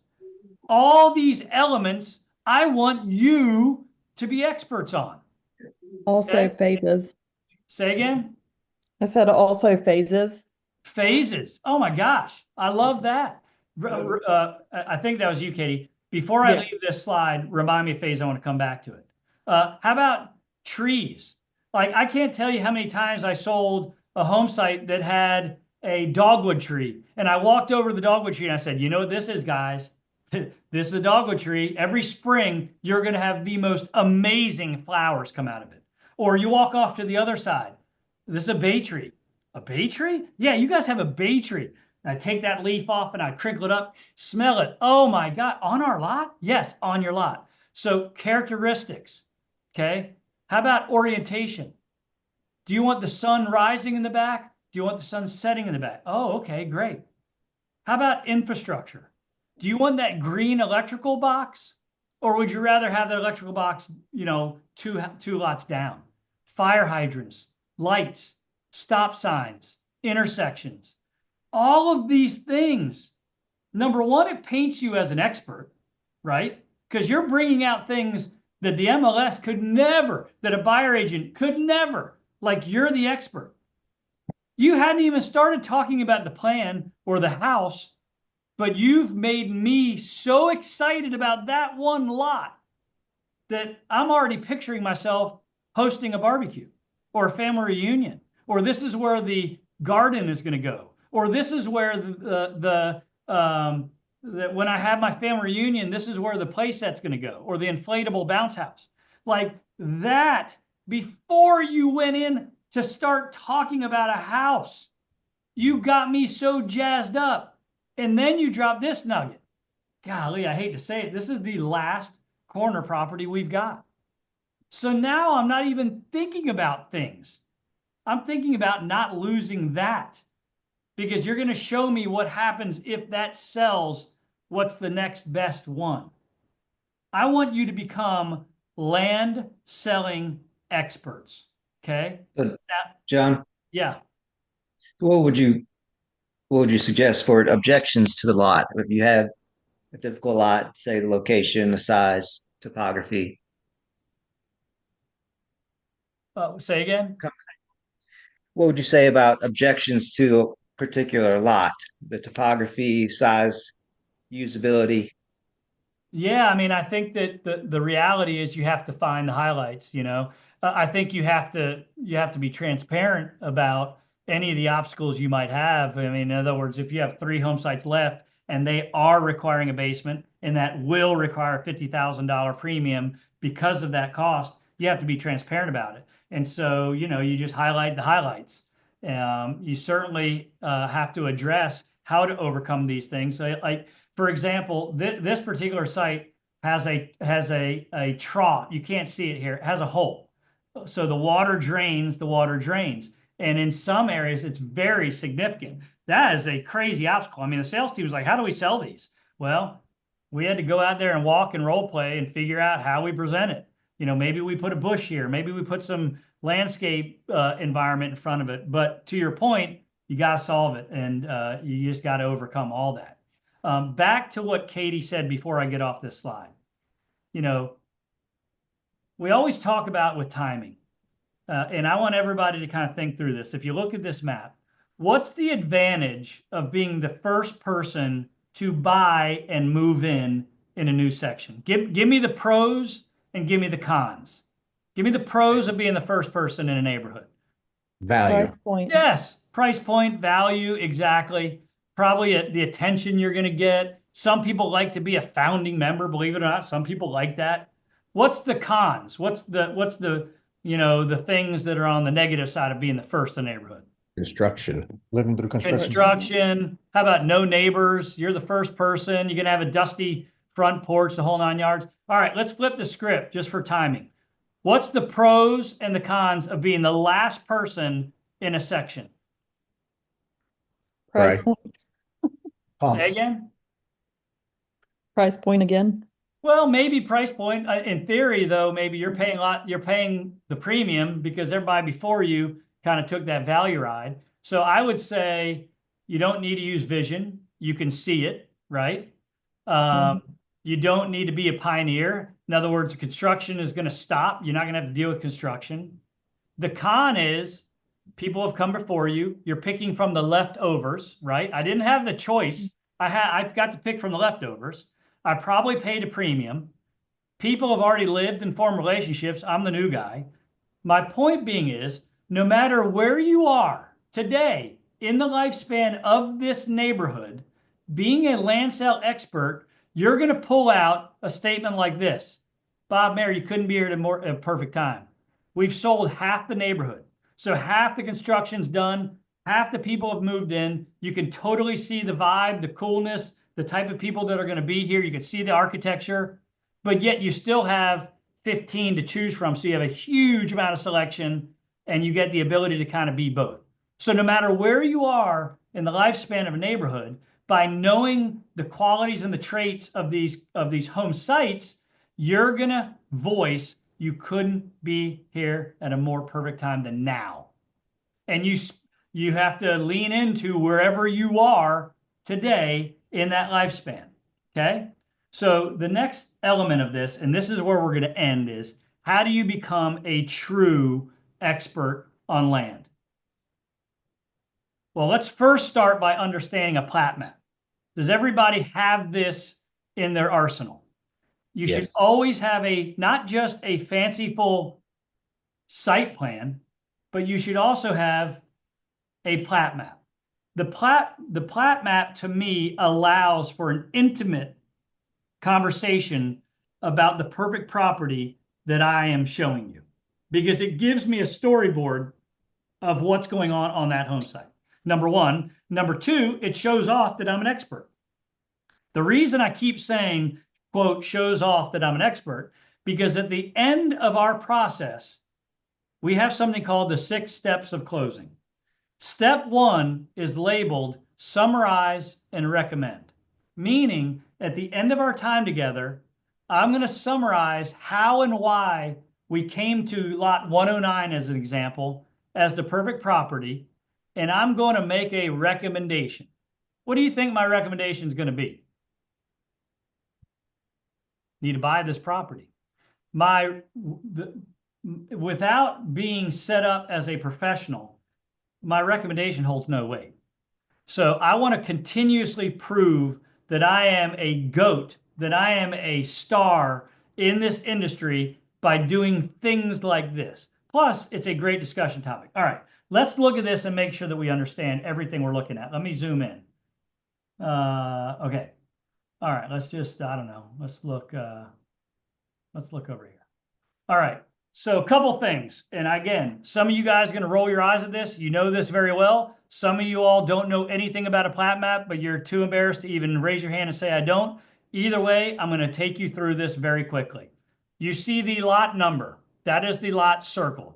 That is the lot number. Okay. That lot number is not a made up number. It is a recorded lot number with the county or the township or whatever agency that they have, but that lot is referred to as home site number. Let's look at home site number 108.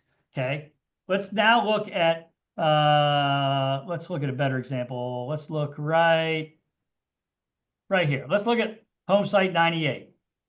These circles, these dots reflect a survey pin in the field. Now, at your sites, you might not see them because they might be buried under dirt or might be buried under landscaping or growth or whatever. But when this surveyor went out there, they dotted these things and normally would put in iron stake. Sometimes they put in wooden stakes, okay? So those stakes represent where the measurements count from. Okay, so for example, this dot to this dot is 110 feet. So we can easily read that 110 feet wide. Over here, same thing, dot to dot, 169.93 feet. Okay, I just want you all to know what these things mean. The dotted line on the inside is your building envelope. Building envelope takes into account what? Starts with an S, S-E-T. What's the word I'm looking for? Setback. Okay, so this is your building setback. So again, this is not a sales strategy conversation. This is an education strategy of what a plat map shows. So this dotted line takes into account front setback, back setback, side setbacks. Okay. This total 18,000 square feet is the total square footage of the whole lot, 0.43 acres. You can reference that. Let's look at this dotted line on the front. Okay, well, I'm sorry, that's a setback. How about this dotted line that has a drainage easement? Okay, so what does a 10-foot drainage easement mean? That person owns that property. However, the easement means that people can come on that property to maintain it, to repair something, to dig, to trench, to access it. So it's defined. Let me find another easement. There's got to be some other kind of easement that splits lots, or maybe there's not on this one. Here's a 20-foot drainage easement in between these properties. I mean, wouldn't that be important to understand and to identify? You know, maybe we're selling off that fact that this one doesn't have, but this one does have a drainage easement. What's a drainage easement? It's probably like a swale with rocks to control the water flow. It could be an underground pipe. Whatever it is, it's an easement. All right, let's look at what else we got going on in this map. Let's look at this corner property. Okay. Well, you notice that only some of the dot connectors have measurements. Does anybody know why? So there's a dot measurement of 38 feet. There's a dot measurement of 146, a dot measurement of 148. They only have dot-to-dot measurements if there's a laser beam straight line. If there's any kind of curve at all, it's referenced on a curve chart. So we would come over here, we would reference what curve number it was, and we would look at the length or the radius. So that's how I would have a conversation with somebody about how big this entire frontage is. I would reference a curve chart. And so that's what that means. And you can see there's a lot of these 99As, 100A. You can see them all over here. The reason that they have these curve charts in a lot of areas, there's some calculations that have to be made in a spreadsheet that flow into that curve chart, or it's too small to write it down, so they reference a curve chart because the map's too small. All right, how about this? What is this latitude, longitude thing over here? N47, da da da da da da. What is that? If you got called out on that, what does that mean? Anybody? Everybody remember in real estate class, meets and bounds? That is your surveyor lat and longitude. Nothing to do with your sales presentation, but I want you to be aware of it. Let's see. This is your road. Your road even has widths in it, so you can see how wide the roads are. So I want you to be intimately familiar with this. The coolest way to use a plat map is to come get this scale, put a little piece of paper over it, scratch out 0 to 50, and use that throughout as a way to put a box of the size of your typical home on a home site to show what that setting would look like and privacy would look like if you put a particular boxed home on it. The other tool on here is, what's this referencing, guys? Somebody call it out. North, south, east, west. Yeah, that's our compass rose. Why is that important? Because I always want to be referencing sunset, sunrise perspective. It's a fanciful tool. People love to talk about it. People love to brag about it. It's one of those things that they brag about when they go back and tell their family what they did. We bought this home site. It backs up the woods. You know, your mom's really excited because the home's got a front porch and the sunrise is to the front. So she's going to have her coffee, be able to sit on the front porch and watch the sunrise. It's perfect for us. They would never have gotten that from a buyer agent that wasn't intimately familiar with your offering. That's where you guys come in. That's where you come in. So now we talk about things like this. Like this one here is easy. Cul-de-sac, big pie, smaller home site over here. Why wouldn't I want to be over here? Well, what happens when you get this? I mean, we got a lot of this. You know, a lot of our production builders, a lot of our regional or our nationals that we represent, they have home sites that I put in the category of homogeneous. Could be 45 footers as far as the eye could see, all rectangle. I don't care, guys. We've got to find 1 or 2 or 3 that are the perfect property and make those properties seem like they're the only ones. The last thing we want people feeling like is there's no reason to be urgent or no reason to hurry in my decision making, because if I'm looking at this map and I'm looking at your signage on site, there's 8 more just like it down the street. You're dead. We can't be like that. We have to find everything that makes a site unique. And I mean lean into it, guys, like your life depends on it.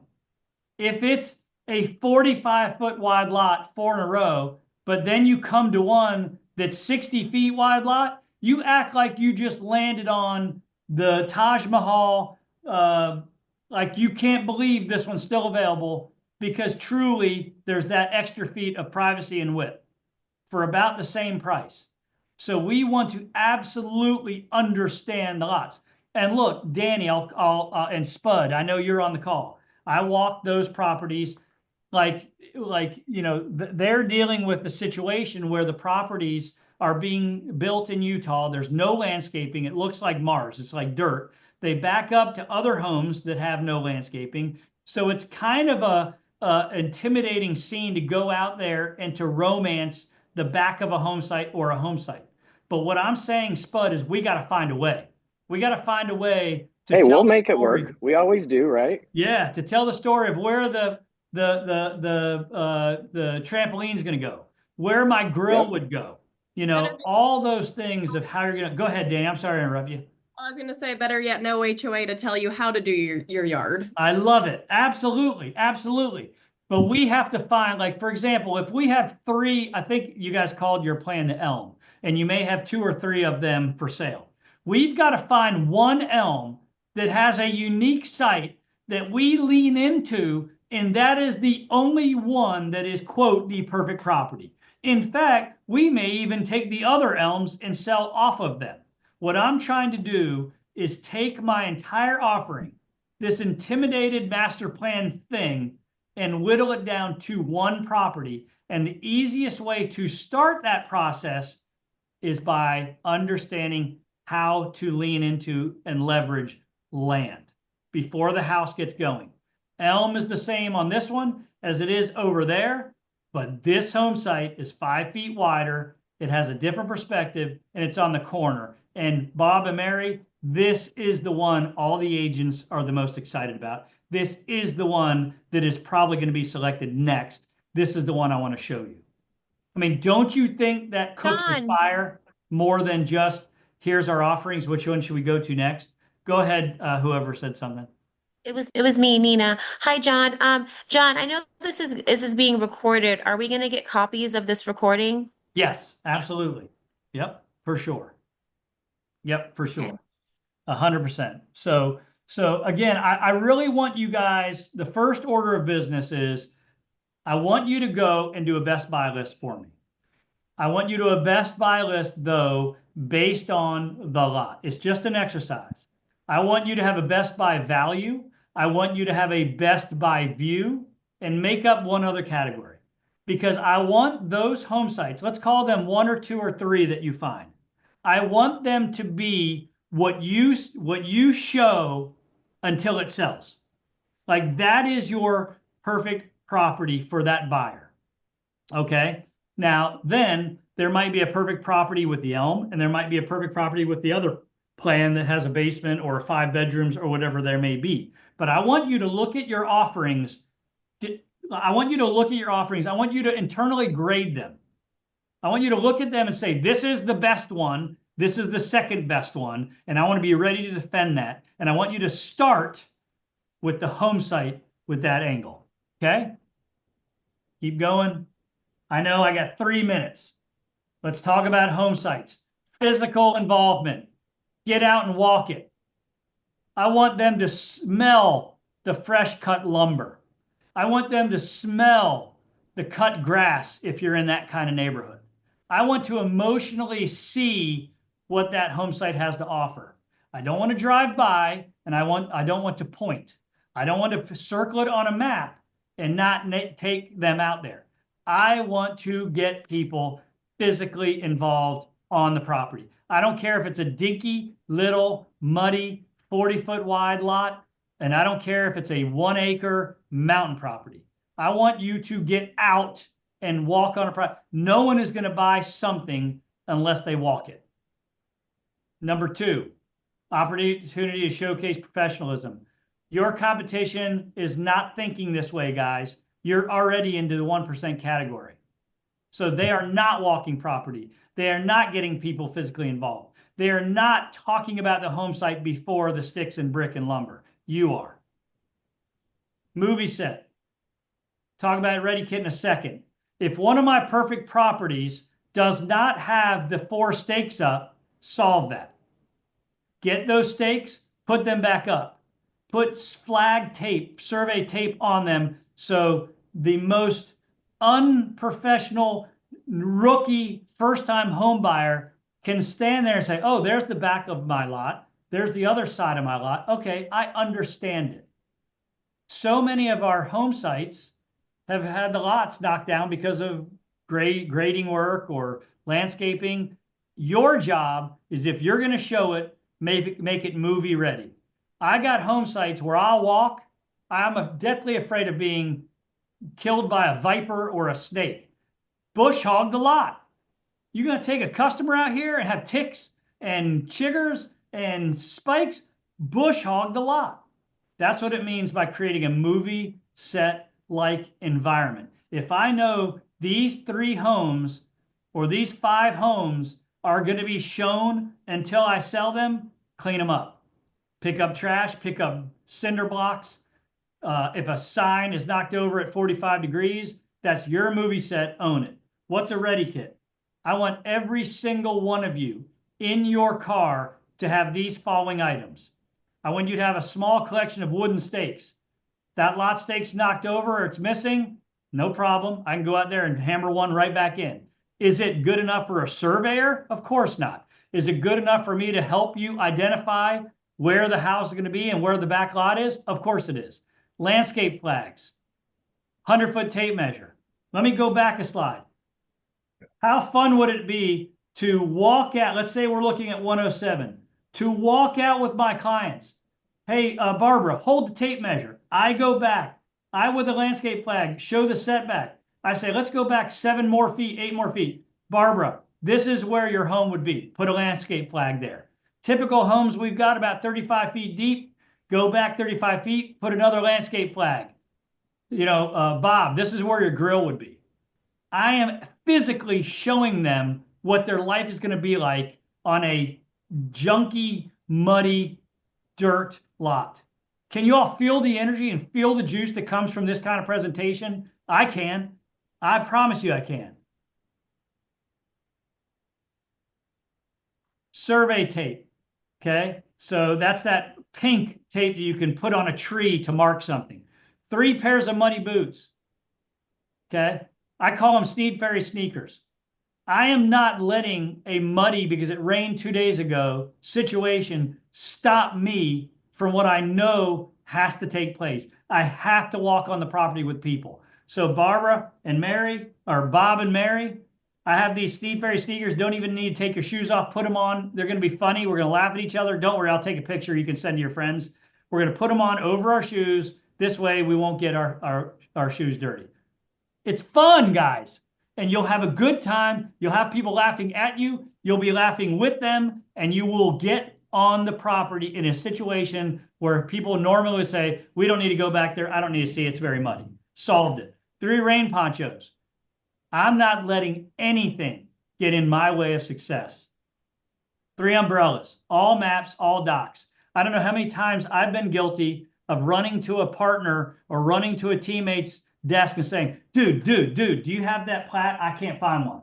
I don't want to be in that situation. I want everything I need in the back of my car because many times my car is my office. So I want to set my office up with a ready kit of everything I need to do to be successful. I'll even add snacks. How many times have you been cooking with clients only to be interrupted because of growling stomach and they got to go to lunch and then the momentum's lost?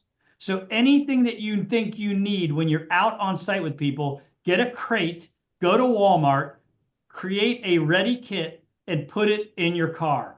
And let's get great at selling the lands and the park and the trails and the walking trails and all the environment around our home, around our homes before we sell the homes. This is not how you thought we would start on home selling strategies, but this is a difference maker, I promise you.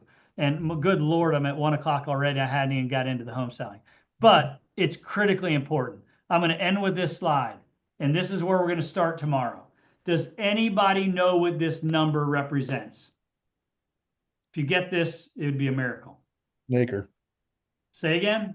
An acre. What's that mean? This is 43,500. What did you say, Baker? Oh, an acre. I'm sorry. Oh, an acre. Oh, shoot. You're pretty damn close. And I never even thought of that. No one said that, but I think it's like 42,000. But you're right. But no, this is the number of components that go into a typical home. 43,500 screws, pieces of lumber, materials, this, that. It's awe-inspiring, the fact that these homes don't just fall over. And from there, we're going to start our journey into our home selling, our spec home selling strategies and routing. And I think you're going to love it. But we got caught up in the land part of it. But the land part of it is, guys, put it in your back pocket. Game changer for you right now. By the end of the day tomorrow, let me show you where we're going with this thing. Where's my cursor? I mean, we're going to get into the wording, where to park, how to point things out, right down even to the routing of where you go when you get in a house. So I'm super excited to share all this with you tomorrow, and we'll get into the nuts and bolts of selling homes. Okay. So again, I know I talk a lot and I'm sorry. I'm pretty passionate about it. I will send this out to you as soon as it converts. It takes about an hour to convert, and I'll upload it to YouTube. In the meantime, any questions, any disagreements, anything that I missed or should have said, email me or call me and we'll cover it tomorrow. That's all I got. Thank you for listening to the chaotic fire hose, but now we get into the meat. I think you're going to love it. Peace. Yay, thank you. Make it a great day. Hey, John. Thanks, Yeah. John. Yeah. I think it would be helpful to send out in that email to the day planning spreadsheet that you The showed on log the sheet, you slide. mean? Yeah, the log Okay. sheet. For sure, I will. Absolutely. Thank Thank you, you. John. Okay. Bye, guys. Thank you. Bye. Thank you.